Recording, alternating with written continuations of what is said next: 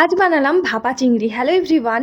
আমার বাড়িতে সকলেই চিংড়ি মাছ খেতে ভীষণ পছন্দ করে, তাই সকাল সকাল বাপি যখন চিংড়ি মাছ নিয়ে এলো, আমি মাকে বললাম চিংড়ি মাছগুলো তুলে রেখো, আমি চিংড়ি ভাপা বানাবো। যেমন ভাবনা তেমন কাজ। প্রথমেই বাটিতে নিয়ে নিয়েছি চিংড়ি মাছগুলো, তারপর একটা মিক্সিং বলে নিয়ে নিলাম দুটো পেঁয়াজ কুচি, পরিমাণ মতো সর্ষে, পোস্ত, কয়েকটা কাঁচা লঙ্কা আর জল, তারপর ভালো করে পেস্ট করে নিয়েছি। আর দেখো বাটির মধ্যে চিংড়ি মাছগুলো নিয়ে নিয়েছি, পেস্টটাও দিয়ে দিলাম আর দিলাম নুন হলুদ আর ওপর থেকে 3টে কাঁচা লঙ্কা। তারপর দেখো সর্ষে তেল অ্যাড করে ভালোভাবে মিশিয়ে নিলাম। ভাপা চিংড়ি বানানোর জন্য চিংড়ি মাছগুলো একদম রেডি হয়ে গেছে। এরপর একটা টিফিনের কৌটো নিলাম, যার মধ্যে অল্প একটু সর্ষের তেল নিয়ে ভালোভাবে মাখিয়ে নিয়েছি। তারপর চিংড়ি মাছগুলো এর মধ্যে দিয়ে দিলাম, তারপর দিলাম মশলা ধোয়া জল, আরো একবার সমস্ত কিছু ভালোভাবে মিশিয়ে নিলাম। আর তারপর দেখো ওপর থেকে দিয়ে দিচ্ছি 1 চামচ সর্ষের তেল। এবার ওপর থেকে ঢাকনা দিয়ে টিফিন কৌটোটা ভালোভাবে আটকে নেব, তারপর বসিয়ে দেবো স্টিমে। আর স্টিমে বসানোর জন্য আমি নিয়ে নিয়েছি একটা কড়াই আর তার মধ্যে দিয়ে দিয়েছি জল। গ্যাস অন করে কড়াইটা বসিয়ে দিলাম স্টিমের জন্য। আর তারপর দেখো এই যে টিফিন কৌটো রেডি। মাঝে মধ্যেই আমি বাড়িতে বিভিন্ন ধরনের রেসিপি বানিয়ে থাকি, চিংড়ি ভাপাও এর আগে অনেকবার করেছি, তাই ভাবলাম একবার তোমাদের সঙ্গে শেয়ার করি। আমি জানি তোমরা ইউটিউবে অনেকেই অনেকবার দেখেছো চিংড়ি ভাপার রেসিপি।